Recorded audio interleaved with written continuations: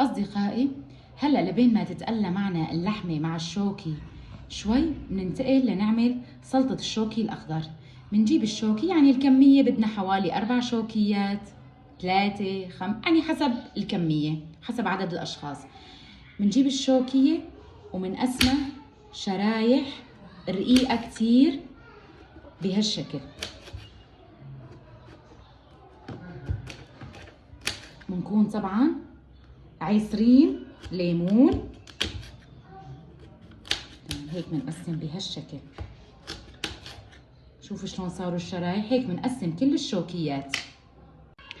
أصدقائي، بعد ما قطعنا الشوكي شرايح بنعصر ليمونة أو ليمونتين وبنحط لها نص معلقة كمون ونص معلقة فلفلة حمراء وشوية زيت زيتون وبنخلطهم مع الشوكي.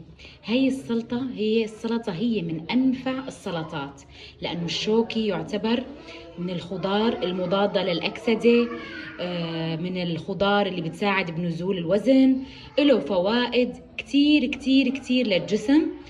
فمشان هيك هلأ بهالوقت لازم نكتر كتير من هاي السلطة. هلأ منجيب الصوص اللي عملناه ومنضيفه عالشوكي ومنحركه.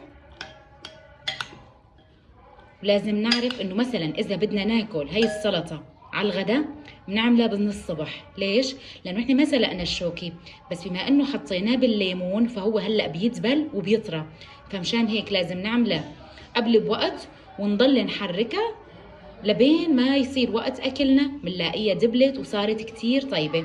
صحة والف هنا.